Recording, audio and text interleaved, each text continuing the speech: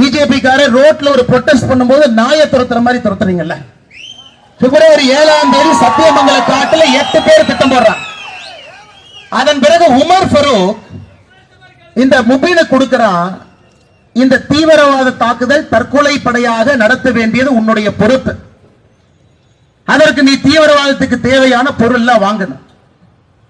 March மாசத்துல 750 kilo ammonium nitrate வாங்குறாங்க. அதோட சல்பரை கலந்தீங்கன்னா, சார்கோல் கலந்தீங்கன்னா அது வெடிப்பொருள். அமோனியம் நைட்ரேட்டை வாங்குறான். காவல்துறை நண்பர்கள் நல்லா கேட்டுக்குங்க. ஏன்னா உங்களுடைய டிஜிபி அவர்கள் தமிழக பாரதிய ஜனதா கட்சியினுடைய அறிக்கைக்கு என்ன சொன்னாங்கன்னா, ஒரு சிலிண்டர் வெடிப்பை வந்து நீங்க அரசியல் பண்றீங்க. முபீனுடைய 2வது டார்கெட் உங்களுடைய போலீஸ் கமிஷனர் ஆபீஸ். உங்களுடைய போலீஸ் கமிஷனர் ஆபீஸ். காவல்துறை நண்பர்கள் காக்கி போட்டுட்டு வீரமாக யார் இங்க நிக்கிறீங்களோ, நான் சொல்றதை நல்லா எழுதி வச்சுக்க.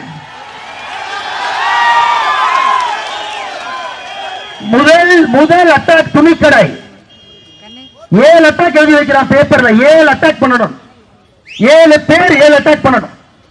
முபீன் முதல் நாள். 2வதாக வர்றது அன்னையிலிருந்து 6 நாள் கழிச்சு அக்டோபர் 23 6 நாள் கூட்டிக்கங்க.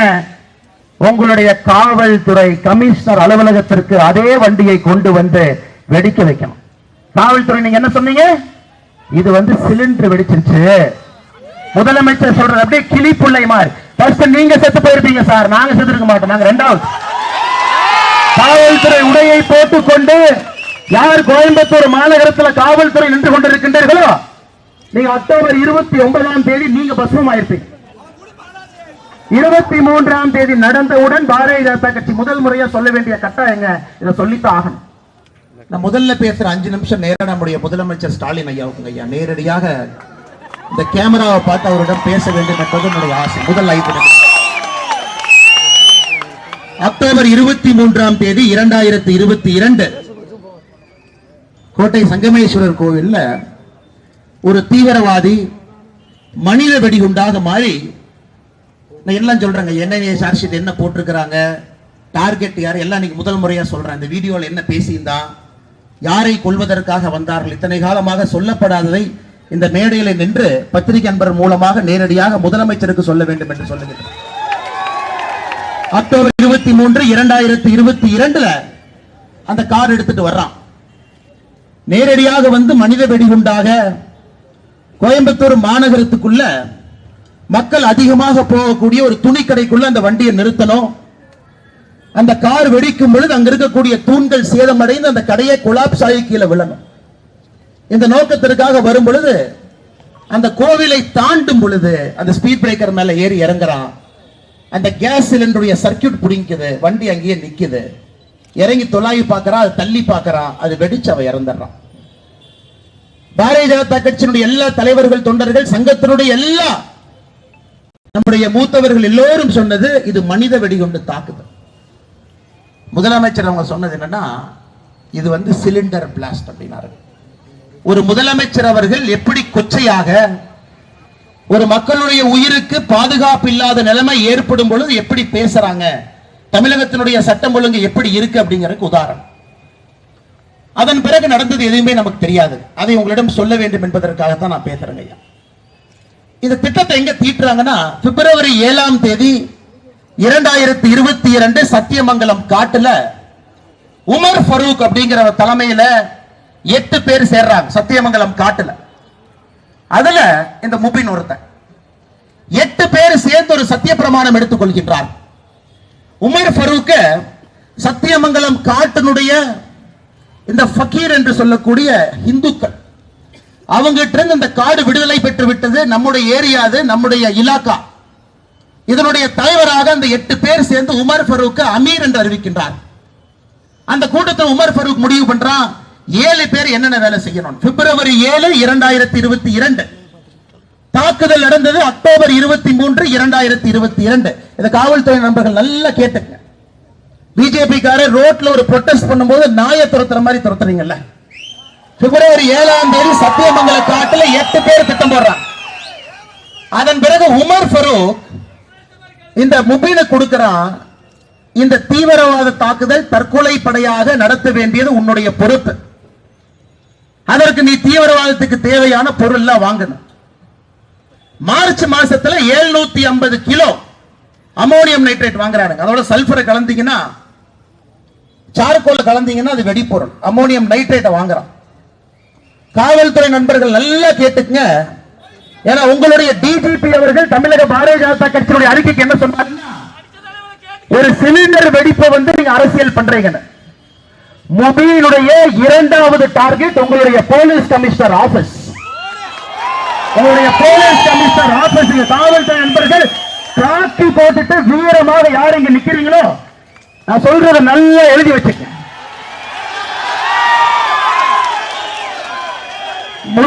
முதல் அட்டாக் துணிக்கடை. 7 அட்டாக் எழுதி வைக்கிறான் பேப்பர்ல. 7 அட்டாக் பண்ணணும். 7 பேர் 7 அட்டாக் பண்ணணும். முபின் முதல் நாள். இரண்டாவதாக வர்றது அன்னையிலிருந்து 6 நாள் கழிச்சு அக்டோபர் 23 6 நாள் கூட்டிக்கங்க. உங்களுடைய காவல்துறை கமிஷனர் அலுவலகத்திற்கு அதே வண்டியை கொண்டு வந்து வெடிக்க வைக்கணும். காவல்துறை நீங்க என்ன சொன்னீங்க? இது சிலிண்டர் வெடிச்சிருச்சு. முதலமைச்சர் சொல்றது அப்படியே கிளி புள்ளை மாதிரி. ஃபர்ஸ்ட் நீங்க செத்து போயிருப்பீங்க சார், நாங்க செத்து இருக்க மாட்டோம். நாங்க ரெண்டாவது.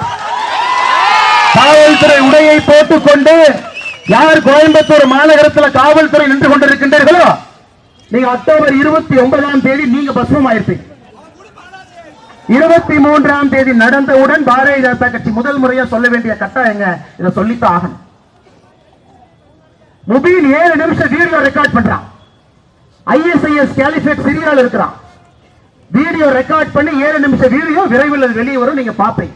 அது வெளியிட்டா ரொம்ப தப்பா போய். அந்த வீடியோல சொல்றான் எப்படி கழுத்தை அறுக்க வேண்டும். இஸ்லாம் மதத்தை நம்பாதவர்களை கழுத்தை எப்படி அறுப்பது, எப்படி கொலை பண்ணணும், ஃபக்கீர் எப்படி கொலை பண்ணணும். 7 நிமிஷம் வீடியோ ரெக்கார்ட் பண்ணி அது பேரு பையத் அப்படிம்பாங்க. பையத் தீவிரவாதத்தில் ISIS அது பேரு பையத். ஒருக்கா நீங்க பையத் கொடுத்துட்டீங்கன்னா நீங்கள் உங்களை அர்ப்பணிக்கின்றீர்கள் என்று அர்த்தம். பையத் பண்றான். எப்ப பண்றாங்க? அக்டோபர் 19 4 நாளைக்கு முன்னாடி ஒருத்த பையத்து கொடுக்கிறான். 7 நாள் 7 நிமிஷம் வீடியோ போடுறான். வீட்டுல பேப்பர்ல டார்கெட் 7 டார்கெட்டை எழுதுறான். முதல் டார்கெட் ஆபரேஷனை காலையில 10:30 மணிக்கு பண்றதுக்காக 3 மணிக்கு வண்டி எடுத்துட்டு வர்றான். அக்டோபர் 29 உங்களுடைய போலீஸ் கமிஷனர் அலுவலகத்தை தகர்ப்பதற்கு 2வது உமர் ஃபரூக் குன்னூர்ல ஒளிஞ்சிருக்கான். ஆனா இங்க காவல்துறை நல்லா வேலை பார்க்கறீங்க சார். நல்லா வேலை பார்க்கறீங்க. நல்லா பார்க்கறீங்க. வயிறறிந்த முன்னாள் காவல்துறை அதே காக்கியை போட்ட கம்பீரத்தோடு நான் பேசுகின்றேன். இத்தனை நாட்களாக மரியாதையோடு எப்பவுமே காவல்துறை என்றால் மரியாதை.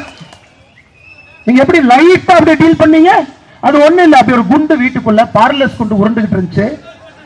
அந்த பிஜேபி காரனுக்கு வானத்திய காலத்துல எங்க வேலை இல்ல, சும்மா அந்த மைக்க பார்த்தா ஏதாச்சும் பேசுவாங்க. இது தீவிரவாத தாக்குதலே இல்லை. இன்னைக்கு வரைக்கும் இந்த கேஸ்ல தேசிய புலனாய்வு ஆணையம் 18 பேர்த்த கைது பண்ணிருக்காங்க. 18 பேர். ஒருத்தர் 2 பேர் இல்லைங்க, 4 சார்ஜ் ஷீட் போட்டிருக்காங்க. இன்னைக்கு பாருங்க, தெய்வத்தினுடைய அழைப்பு போல இந்த நிகழ்வுக்கு வருவதற்கு முன்புதான் நான் வானதி அக்கா உள்ளிட்ட எல்லா தலைவர்களும் அமித்ஷா கிட்ட சொன்னோம், கோயம்புத்தூருக்கு NIA வேண்டும் என்று. இப்பதான் அமித்ஷாஜி பதில் கடிதம் இன்னைக்கு வந்து கைக்கு. அதை பரிசீலனை செய்கின்றேன். கோயம்புத்தூருக்கு NIA கொண்டு வருவதற்கு மத்திய அரசு பரிசீலனை செய்யும் என்று பதில் கடிதம் போட்டிருக்காங்க. NIA வரட்டுங்க பார்க்கலாம். வேலை இல்லாம இங்க எல்லா இந்து இயக்கங்கள் தலைவர்கள் எல்லாம் மேடையில உட்கார்ந்து மாசத்துக்கு ஒரு போராட்டம். போராட்டத்துக்கு கைது. நைட்டு 11 மணி வரைக்கும். பெண்களுக்கு குழந்தைகள் இருப்பாங்க, குட்டிகள் இருப்பாங்க. அமைதியான முறையில போராட்டம் பண்றோம். அது பரிசு என்னன்னா, அப்படியே பிடிச்ச மண்டபத்துல 11 மணி வரைக்கும் வச்சா அடுத்த முறை பெண்கள் கைதுக்கு பயந்து வரமாட்டாங்க, ஆம்பளைங்களும் கைதுக்கு பயந்து வரமாட்டாங்க. இங்க பாருங்க, பாஷா அவர்களை பத்தி பேச மாட்டாங்க. அவர்கள் தான் நான் சொல்லுவாங்க. காரணம், இந்த பெரியவங்க எல்லாம் நீ வளர்த்தது அப்படி. யாராக இருந்தாலும் அவர்கள் சொல்லணும். இறந்து போனோடனே வரிசையா வர்றாங்க, ஒருத்தர் கிளம்பி வர்றாங்க. அண்ணன் சீமான் அவர்கள் சொல்றாங்க, தகப்பா அப்படின்னு. தகப்பா அண்ணன் சீமான் அவர்களே பிப்ரவரி 14 1998 உங்களுக்கு தெரியாது, பாஷா மைசூர்ல போய் வெடிமருந்தை வாங்கிட்டு வர்றாரு. மைசூர்ல, கோயம்புத்தூர்ல வெடிச்சது, மைசூர்ல இருந்து வந்தது. 50 பேர் சாகுறாங்க. 250க்கு மேற்பட்டவர்களுக்கு படுகாயம். 50 பேர்ல அப்பா இல்லாத பிறந்தாங்களா? 50 பேருக்கு அப்பா இல்ல இல்லைங்களா? 50 பேருக்கு அப்பா இல்ல, இவருக்கு மட்டும்தான் அப்பா. அந்த 250 பேர் யாரு வந்து படுகாயம் அடைந்து கண் இல்ல, காது இல்ல, கால் இல்ல, வாய் இல்ல, பேச முடியாது. இன்னும் ஸ்பைனல்ல வந்து அந்த பார்லஸ் அந்த இது இருக்கு, ஷார்ப்னல் சொல்லுவாங்க. அவங்களுக்கெல்லாம் ஆணி, அவங்களுக்கெல்லாம் ஸ்பைனல் கார்டு இல்ல தண்டுவடத்துல. பாஷா அவங்க உங்களுக்கு அப்பா. ஓட்டு பிச்சை எடுப்பது எப்படி என்று உங்களிடம் கற்றுக்கொள்ள வேண்டும். ஓட்டு பிச்சை. இன்னொருத்தர் வந்தார், யாரு? தனியரசு. அண்ணே, நீங்க கோயம்புத்தூர் வந்ததுக்கு நாங்க என்ன பண்ணிருக்கோம்னா, உங்க கட்சி பேர் சொல்ற நல்லா கேட்டுங்க. கொங்கு வெள்ளாளர் கவுண்டர் பேரவை, இதான் உங்க கட்சி. உங்க மாநில தலைவரை தூக்கிட்டு வந்து இங்க நிறுத்தி இருக்கோம், எஸ்.பி. ராஜேந்திரன்.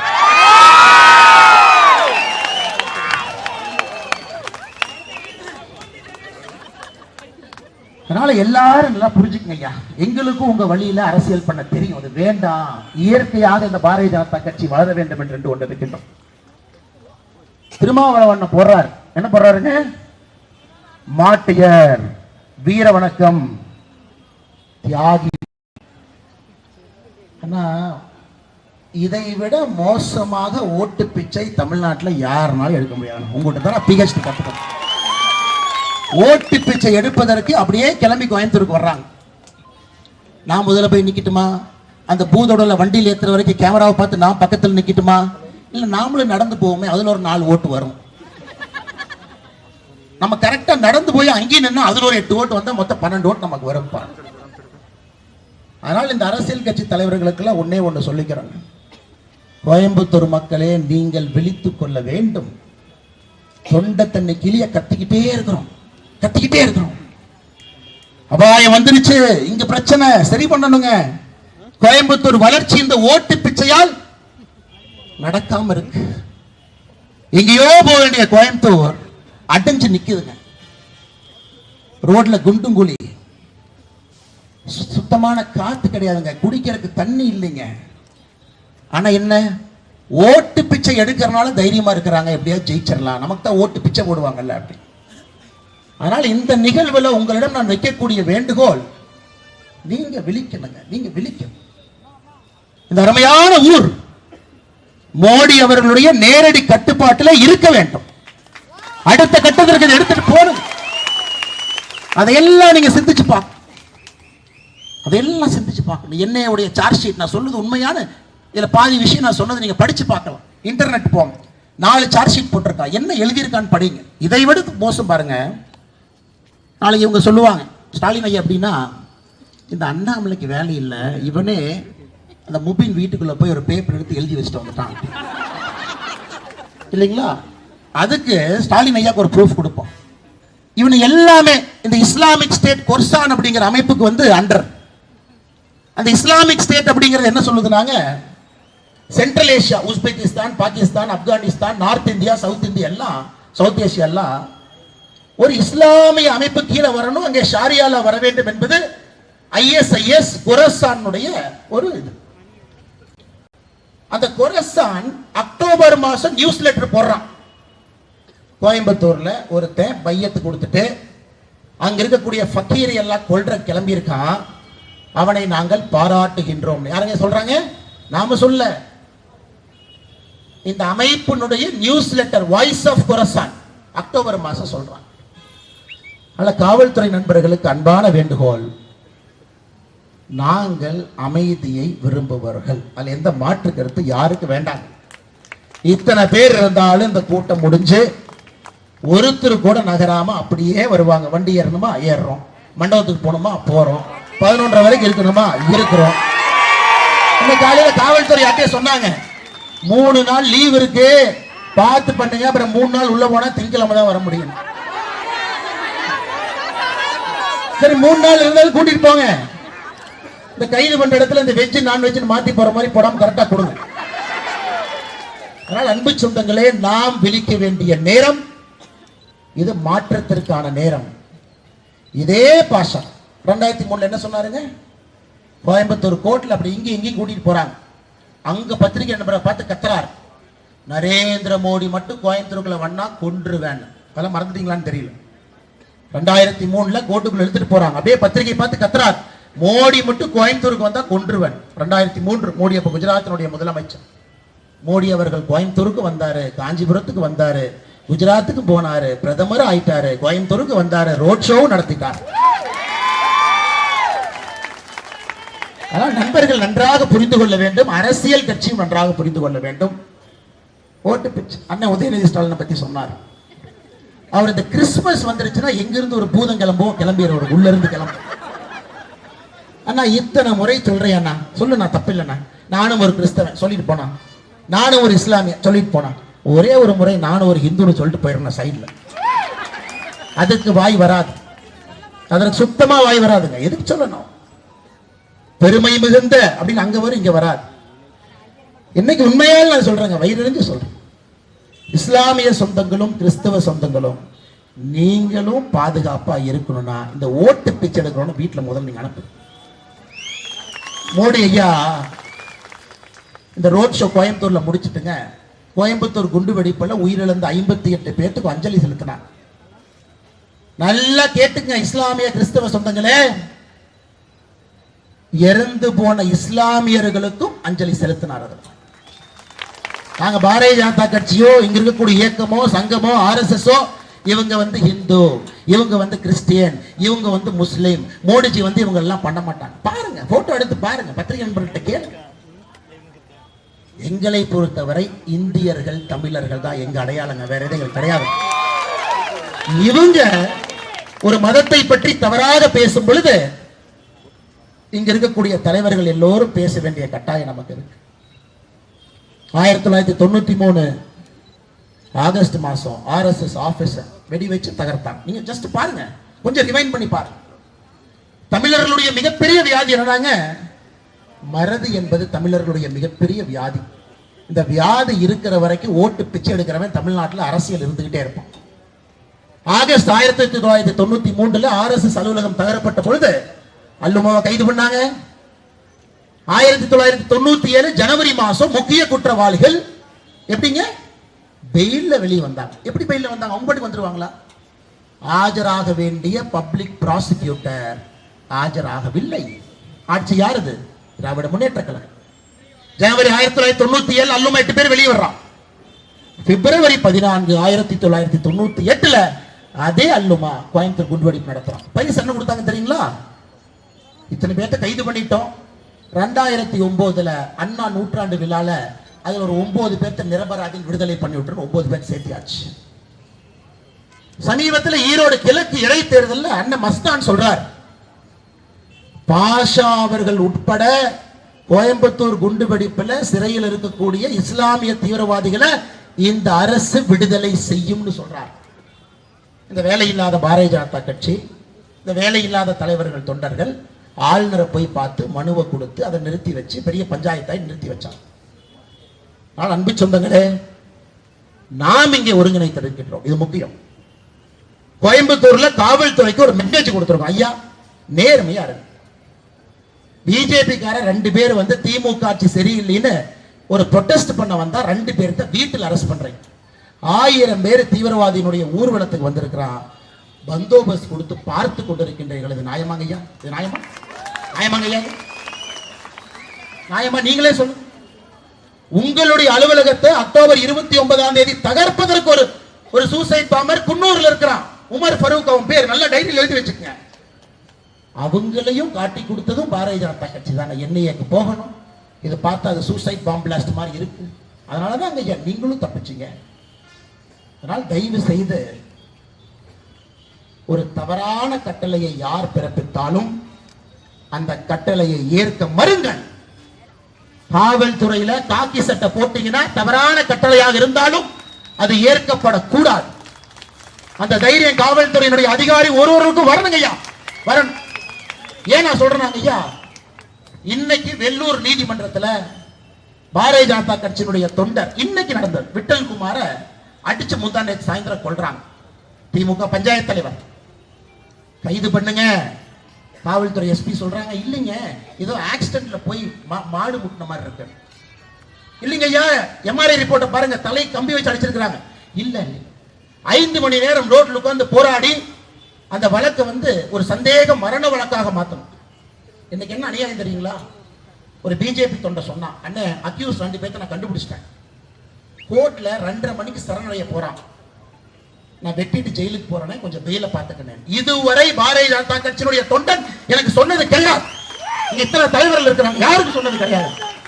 இன்னைக்குதான் முதல் முறையாக வெள்ளூர்ல இருந்து போன் பண்றாங்க, அண்ணே கண்டுபிடிச்சிட்டேன், 2:30 மணி கோர்ட்டுக்கு போய் சரண்டர் ஆகிறாங்க, நான் போட்டுறேனே, என் குடும்பத்தை பாத்துக்கினேன். எழுச்சி வந்துருச்சு சார், எழுச்சி வந்துருச்சு. அடக்கி வைத்துக் கொண்டிருக்கின்றோம், அடக்கி வைத்துக் கொண்டிருக்கின்றோம். பண்ணாதீங்கன்னு சொல்லி தடுத்து என்னுடைய முகநூல்ல போட்டோ போடுறேன், காவல்துறைக்கு போடுறேன். இவன் தான் அக்யூஸ்ட் 1, இவன் தான், இதே வேலைங்களா, இவன் தான் அக்யூஸ்ட் 2, கோர்ட்ல சரண்டர் ஆக போறான், வெள்ளூர்ல தான் போய் பிடிச்சிட்டு வாயான். 1 மணி நேரம் கழிச்சு பிடிச்சிட்டு வரான். லட்சணத்தை பாரு, லட்சணத்தை. வயிறு எரியுமா, வயிறு எரியாதா? இன்னைக்கு பிஜேபி தொண்டை ஆயுதத்தை தூக்க கூடாதுன்னு நினைக்கக்கூடிய பிஜேபி தொண்டை, நான் ஆயுதத்தை எடுக்கிறேன் சார், என் குடும்பத்தை பாத்துக்குங்க, அண்ணா என் குடும்பத்தை பாத்துங்க, நான் போட்டேன் 2 பேர்த்தையும். அப்பதான் அடுத்த முறை ஒரு பிஜேபி தொண்டன் மீது கை வைக்கும் போது எவனாக இருந்தாலும் பயம் வரும். எத்தனை நாளைக்கு பொறுமையாக பொறுமையாக பொறுமையாக இந்த இயக்கம் பொறுமையிலிருந்து பிறந்திருக்கிறது. ஒருத்தரா கட்டி காத்து பேசி சமாளிச்சு பஞ்சாயத்து பண்ணி எத்தனை நாளைக்கு இங்க இருக்கக்கூடிய தலைவர்கள் இந்த இயக்கத்தை அப்படியே எடுத்துட்டு போவாங்க, அறவழியிலே, அமைதியான வழி. பல காவல்துறை நண்பர்கள் தயவு செஞ்சு புரிஞ்சுக்கங்க, ஒரு கட்டுப்பாடு இழந்து விட்டால் எப்பொழுதும் கட்டுப்பாடு திரும்ப கைக்கு வராதுங்க. இந்த கட்டுப்பாடு சூடத்தை பத்த வைக்கிற மாதிரி, பத்த வச்சிட்டீங்கன்னா கண்ட்ரோல் பண்ணு. அதனால் இப்பவும் அமைதியா சொல்ற இடத்துக்கு வர்றோம், எங்க போகணும்னு சொல்றோம் போறோம், இங்க நில்லுங்கன்னு சொல்றோம் நிக்கிறோம், அதெல்லாம் கேட்கிறோம். இந்த கூட்டம் எல்லாம் ஒரு ஆள், ஒரு மனிதன் அரசாங்கத்தை எதிர்த்தோ காவல்துறை எதிர்த்தோ ஒருத்தர் குரல் கொடுக்க மாட்டான். அந்த மாதிரி கூட்டம், அந்த மாதிரி கூட்டம் இந்தியாவில் எங்கேயுமே நீங்க பார்க்க முடியாது. அந்த மாதிரி வரக்கூடிய கூட்டம், அதே மரியாதையை திரும்ப நீங்கள் கொடுக்க வேண்டும் என்பது அன்பான வேண்டுகோள். அதே மரியாதை திரும்ப நீங்க கொடுக்க. நேரமாகிக் கொண்டிருக்கிறது, பெண்கள் இருக்கு. அதனால் இந்த முக்கியமான, அற்புதம் என்று சொல்வதை விட முக்கியமான இந்த கூட்டம் கோயம்புத்தூர் மக்களுடைய மனசாட்சியாக இந்த கூட்டம் நடந்து கொண்டிருக்கிறது. இங்க வந்திருக்கக்கூடிய எல்லாருக்கும் தெரியும், கைது பண்ணுவாங்க. நேத்து வரைக்கும் அண்ணே உக்கடமா தெரியல, அண்ணா இங்கேயா தெரியல, அண்ணா அங்கேயா தெரியல, அண்ணா வரும்போதே கைது பண்ணுவாங்களா தெரியல. காலையில KP ராமலிங்க அண்ணன் ராசிபுரத்துல வீடுங்க, இன்ஸ்பெக்டர் 8:30 மணிக்கு வந்தார்.